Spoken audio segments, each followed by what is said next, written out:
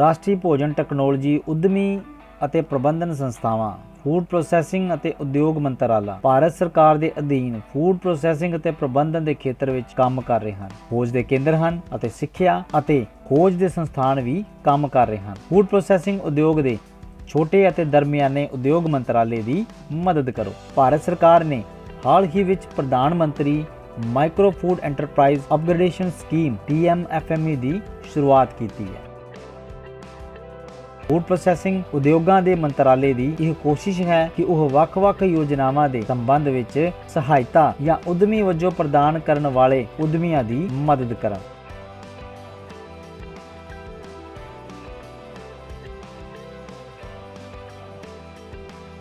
ਚਾਹੇ ਸਵੇਰ, ਸ਼ਾਮ ਜਾਂ ਬ੍ਰੰਚ ਚਾਹ ਹੋਵੇ, ਚਾਹ ਕੰਪਨੀ ਨੂੰ ਦੇਣ ਲਈ ਇੱਕੋ ਚੀਜ਼ ਹੈ, ਕੁਕੀਜ਼।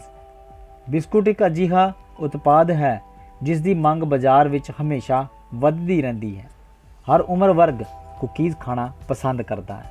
ਮਹਿਮਾਨਾਂ ਨੂੰ ਸਨੈਕਸ ਪਰੋਸਣ ਦੇ ਨਾਲ-ਨਾਲ ਇਹ ਬੱਚਿਆਂ ਅਤੇ ਬਾਲਗ ਲੋਕਾਂ ਦੁਆਰਾ ਵੀ ਪਸੰਦ ਕੀਤਾ ਜਾਂਦਾ ਹੈ ਅਤੇ ਤੱਥਾਂ ਦੇ ਅਨੁਸਾਰ ਭਾਰਤ ਵਿੱਚ 90% ਲੋਕ ਕੁਕੀਜ਼ ਦਾ ਸੇਵਨ ਕਰਦੇ ਹਨ। ਇਸ ਨਾਲ ਤੁਸੀਂ ਇਸ ਕਾਰੋਬਾਰ ਤੋਂ ਕਿੰਨਾ ਮੁਨਾਫਾ ਪ੍ਰਾਪਤ ਕਰ ਸਕਦੇ ਹੋ, ਆਉਣ ਵਾਲੇ ਸਾਲਾਂ ਵਿੱਚ ਇਹ ਅਨੁਮਾਨ ਲਗਾਇਆ ਜਾ ਸਕਦਾ ਹੈ ਕਿ ਇਸ ਕਾਰੋਬਾਰ ਵਿੱਚ ਬਹੁਤ ਵਾਧਾ ਹੋਵੇਗਾ। ਅਤੇ ਦ੍ਰਿਸ਼ ਨੂੰ ਦੇਖਦੇ ਹੋਏ ਅੱਜ ਅਸੀਂ ਤੁਹਾਨੂੰ ਕੁਕੀ ਬਣਾਉਣ ਬਾਰੇ ਵਿਸਥਾਰਪੂਰਵਕ ਜਾਣਕਾਰੀ ਦੇਣ ਜਾ ਰਹੇ ਹਾਂ। ਆਓ ਪਹਿਲਾਂ ਜਾਣਦੇ ਹਾਂ ਕੁਕੀਜ਼ ਬਣਾਉਣ ਲਈ ਵਰਤੇ ਜਾਣ ਵਾਲੇ ਕੱਚੇ ਮਾਲ ਬਾਰੇ। ਕੁਕੀਜ਼ ਤਿਆਰ ਕਰਨ ਲਈ ਤੁਹਾਨੂੰ ਕਣਕ ਦਾ ਆਟਾ, ਪਿਸੀ ਹੋਈ ਸ਼ੱਕਰ, ਸੁੱਕਾ ਮੇਵਾ, ਨਮਕ, ਜੀਰੇ ਦਾ ਵਨਸਪਤੀ ਤੇਲ, ਘਿਓ ਜਾਂ ਮੱਖਣ, ਗਲੂਕੋਜ਼, ਦੁੱਧ, ਸੋਡਾ, ਰੰਗ, ਪ੍ਰੀਜ਼ਰਵੇਟਿਵਸ ਦੀ ਲੋੜ ਹੋਵੇਗੀ। ਜੇਕਰ ਤੁਸੀਂ ਚਾਹੁੰਦੇ ਹੋ ਤਾਂ ਕੁਕੀਜ਼ ਦੀ ਵੱਖਰੀ ਕਿਸਮ ਅਤੇ ਸਵਾਦ, ਫਿਰ ਤੁਹਾਨੂੰ ਨਾਰੀਅਲ ਪਾਊਡਰ, ਸਟ੍ਰਾਬੇਰੀ ਪਾਊਡਰ ਆਦਿ ਦੀ ਲੋੜ ਪਵੇਗੀ। ਮਸ਼ੀਨਾਂ ਅਤੇ ਉਪਕਰਣ।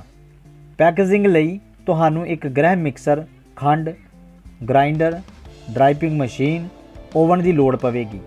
ਤੁਹਾਨੂੰ ਇੱਕ ਪੈਕੇਜਿੰਗ ਮਸ਼ੀਨ ਦੀ ਲੋੜ ਪਵੇਗੀ ਅਤੇ ਜੇਕਰ ਤੁਸੀਂ ਚਾਹੋ ਤਾਂ ਤੁਸੀਂ ਕੁਕੀਜ਼ ਹੱਥੀਂ ਪੈਕ ਕਰ ਸਕਦੇ ਹੋ। ਜੇਕਰ ਅਸੀਂ ਸਾਜੋ ਸਮਾਨ ਦੀ ਗੱਲ ਕਰੀਏ ਤਾਂ ਤੁਹਾਨੂੰ tray, working table, aluminium wheel, ladder, ਚਮਚ, ਟਰਾਲੀ ਦੀ ਲੋੜ ਪਵੇਗੀ ਜਿਸ ਦੀ ਮਦਦ ਨਾਲ ਮਿਸ਼ਰਣ ਨੂੰ ਇੱਕ ਥਾਂ ਤੋਂ ਦੂਜੀ ਥਾਂ ਤੇ ਟ੍ਰਾਂਸਫਰ ਕੀਤਾ ਜਾਂਦਾ ਹੈ। ਤੁਹਾਨੂੰ ਇੱਕ ਵੱਡੇ ਟਰਾਲੀ ਰੈਕ ਦੀ ਲੋੜ ਹੋਵੇਗੀ ਜਿਸ ਦੀ ਮਦਦ ਨਾਲ ਤੁਸੀਂ ਬੇਕਿੰਗ ਲਈ ਕੁਕੀਜ਼ ਨੂੰ ਓਵਨ ਵਿੱਚ ਲਿਜਾ ਸਕਦੇ ਹੋ। ਪ੍ਰਕਿਰਿਆ: ਪਹਿਲਾਂ ਕੱਚਾ ਮਾਲ ਖਰੀਦਿਆ ਜਾਂਦਾ ਹੈ, ਫਿਰ ਗੁਣਵੱਤਾ ਜਾਂਚ ਲਈ ਭੇਜਿਆ ਜਾਂਦਾ ਹੈ ਅਤੇ ਧੋਤਾ ਜਾਂਦਾ ਹੈ। ਕੱਚੇ ਮਾਲ ਨੂੰ ਫਿਰ ਸਟੋਰ ਕੀਤਾ ਜਾਂਦਾ ਹੈ। ਬੇਕਰੀ ਸਟਾਕ ਨੂੰ 10 ਤੋਂ 8 ਡਿਗਰੀ ਸੈਲਸੀਅਸ ਤੇ ਠੰਡੇ ਕਮਰੇ ਵਿੱਚ ਸਟੋਰ ਕੀਤਾ ਜਾਂਦਾ ਹੈ।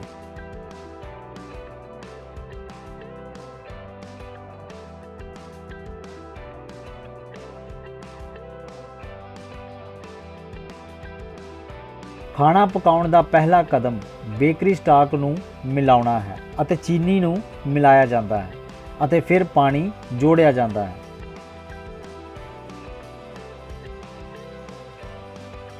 ਸਰਦੀਆਂ ਵਿੱਚ ਮਿਕਸਿੰਗ ਪ੍ਰਕਿਰਿਆ ਵਿੱਚ ਗਰਮ ਪਾਣੀ ਦੀ ਵਰਤੋਂ ਕੀਤੀ ਜਾਂਦੀ ਹੈ ਅਤੇ ਗਰਮੀਆਂ ਵਿੱਚ ਮਿਸ਼ਰਣ ਲਈ ਠੰਡੇ ਪਾਣੀ ਦੀ ਵਰਤੋਂ ਕੀਤੀ ਜਾਂਦੀ ਹੈ। ਉਸ ਤੋਂ ਬਾਅਦ ਸਟਾਕ ਨੂੰ ਇੱਕ ਗ੍ਰਹਿ ਮਿਕਸਰ ਵਿੱਚ ਮਿਲਾਇਆ ਜਾਂਦਾ ਹੈ ਜੋ ਕਿ ਅੱਜ ਦੀ ਨਵੀਨਤਮ ਟੈਕਨੋਲੋਜੀ ਹੈ। ਇਹ ਬਿਨਾਂ ਗੇਅਰਸ ਦੇ ਹੈ। ਇਸ ਵਿੱਚ AC ਡਰਾਈਵਾਂ ਲਗਾਈਆਂ ਜਾਂਦੀਆਂ ਹਨ। ਇਸ ਸਪੀਡ ਨੂੰ ਪਲੱਸ ਅਤੇ ਮਾਈਨਸ ਵਿੱਚ ਬਣਾਈ ਰੱਖਿਆ ਗਿਆ ਸੀ। ਇੱਕ ਵਾਰ ਜਦੋਂ ਮਿਸ਼ਰਣ ਤਿਆਰ ਹੋ ਜਾਂਦਾ ਹੈ ਤਾਂ ਇਸ ਵਿੱਚ ਕਣਕ ਦਾ ਆਟਾ ਮਿਲਾਇਆ ਜਾਂਦਾ ਹੈ ਅਤੇ ਇੱਕ ਵਾਰ ਆਟੇ ਦੇ ਤਿਆਰ ਹੋ ਜਾਣ ਤੇ ਤਿਆਰ ਕੀਤੀਆਂ ਚੀਜ਼ਾਂ ਦੇ ਅਨੁਸਾਰ ਇਸ ਵਿੱਚ ਫਲੇਵਰ ਸ਼ਾਮਲ ਕੀਤੇ ਜਾਂਦੇ ਹਨ। ਕੁਕੀਜ਼ ਬਣਾਉਣ ਦੀਆਂ ਦੋ ਪ੍ਰਕਿਰਿਆਵਾਂ ਹੁੰਦੀਆਂ ਹਨ। ਮੇਕਰ ਨੂੰ ਹੱਥੀਂ ਅਤੇ ਆਟੋਮੈਟਿਕ ਮਸ਼ੀਨਾਂ ਤੇ ਨਿਰਧਾਰਨ ਦੀ ਲੋੜ ਹੁੰਦੀ ਹੈ।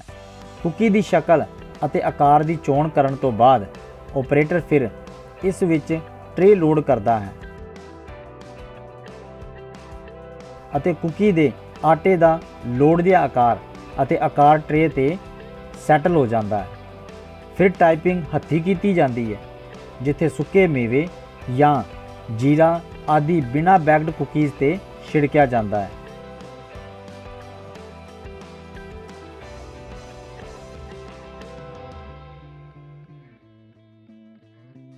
ਇਸ ਤੋਂ ਬਾਅਦ ਉਹਨਾਂ ਨੂੰ ਟਰਾਲੀਆਂ ਤੇ ਲੋਡ ਕੀਤਾ ਜਾਂਦਾ ਹੈ ਅਤੇ ਓਵਨ ਵਿੱਚ ਤਬਦੀਲ ਕੀਤਾ ਜਾਂਦਾ ਹੈ। ਰੋਟਰੀ ਰੈਕ ਓਵਨ ਉੱਚ ਟੈਕਨੋਲੋਜੀ ਓਵਨ ਹਨ, ਜਿੱਥੇ ਤੁਸੀਂ ਲੋੜ ਦੇ ਉਤਪਾਦ ਦੇ ਅਨੁਸਾਰ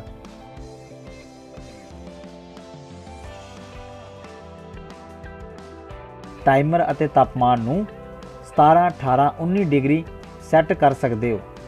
ਜਿਸ ਓਵਨ ਵਿੱਚ ਤਾਪਮਾਨ ਕੰਟਰੋਲ ਹੁੰਦਾ ਹੈ ਉਹ ਤਾਪਮਾਨ ਨੂੰ ਸੈੱਟ ਤੋਂ ਉੱਪਰ ਨਹੀਂ ਵਧਣ ਦਿੰਦਾ।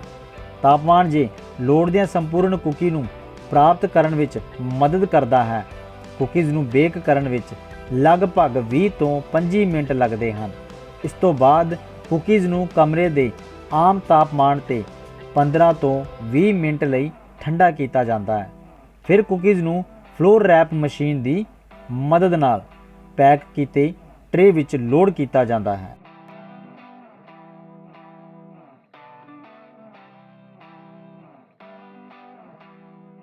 ਅਤੇ ਅੰਤ ਵਿੱਚ ਸਿਹਤ ਨੂੰ ਧਿਆਨ ਵਿੱਚ ਰੱਖਦੇ ਹੋਏ ਇਹ ਪ੍ਰਕਿਰਿਆ ਬਹੁਤ ਹੀ ਸਫਾਈ ਤਰੀਕੇ ਨਾਲ ਕੀਤੀ ਜਾਂਦੀ ਹੈ। ਖਪਤਕਾਰ ਪੈਕਿੰਗ ਤੋਂ ਬਾਅਦ ਪੈਕ ਕੀਤੇ ਯੂਨਿਟਾਂ ਨੂੰ ਅੰਤ ਵਿੱਚ ਨਿਰਵਿਘਨ ਆਵਾਜਾਈ ਲਈ ਕੋਰੀਗੇਟਡ ਡੱਬਿਆਂ ਵਿੱਚ ਪੈਕ ਕੀਤਾ ਜਾਂਦਾ ਹੈ। ਬਕਸੇ ਪਹਿਲਾਂ ਡਿਸਟ੍ਰੀਬਿਊਟਰ ਕੋਲ ਜਾਂਦੇ ਹਨ ਅਤੇ ਫਿਰ ਪ੍ਰਚੂਨ ਬਾਜ਼ਾਰ ਅਤੇ ਪ੍ਰਚੂਨ ਬਾਜ਼ਾਰ ਤੋਂ ਬਾਅਦ ਇਹ ਅੰਤਮ ਗਾਹਕ ਤੱਕ ਪਹੁੰਚਦੇ ਹਨ। ਬਿਜਲੀ ਇਹ ਪਲਾਂਟ ਨੂੰ ਸਥਾਪਿਤ ਕਰਨ ਲਈ ਤੁਹਾਨੂੰ 10 ਤੋਂ 15 ਕਿਲੋਵਾਟ ਬਿਜਲੀ ਲੋਡ ਦੀ ਲੋੜ ਪਵੇਗੀ। ਨਿਵੇਸ਼ ਇਸ ਕਾਰੋਬਾਰ ਨੂੰ ਸ਼ੁਰੂ ਕਰਨ ਲਈ ਮਸ਼ੀਨਾਂ ਅਤੇ ਉਪਕਰਨਾਂ ਦੀ ਕੀਮਤ ਲਗਭਗ 8 ਤੋਂ 10 ਲੱਖ ਹੋਵੇਗੀ ਅਤੇ ਕਾਰਜਸ਼ੀਲ ਪੂੰਜੀ ਨੂੰ ਸ਼ਾਮਲ ਕਰਨ ਤੋਂ ਬਾਅਦ ਤੁਸੀਂ 14 ਤੋਂ 15 ਲੱਖ ਦੇ ਨਿਵੇਸ਼ ਨਾਲ ਇਸ ਕਾਰੋਬਾਰ ਨੂੰ ਸ਼ੁਰੂ ਕਰ ਸਕਦੇ ਹੋ। ਤੁਸੀਂ ਇਸ ਕਾਰੋਬਾਰ ਨੂੰ ਛੋਟੇ ਪੱਧਰ ਤੇ ਵੀ ਸ਼ੁਰੂ ਕਰ ਸਕਦੇ ਹੋ।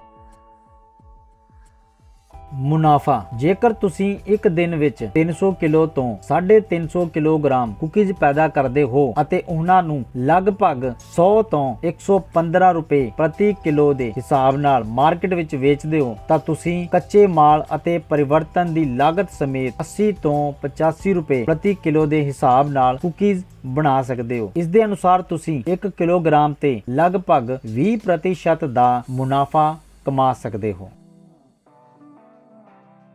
ਖੇਤਰ ਲਗਭਗ 1000 ਵਰਗ ਫੁੱਟ ਤੋਂ 1200 ਵਰਗ ਫੁੱਟ ਜ਼ਮੀਨ ਦੇ ਖੇਤਰ ਵਿੱਚ ਖਾਣਾ ਬਣਾਉਣ ਦਾ ਕਾਰੋਬਾਰ ਕਰ ਸਕਦੇ ਹੋ।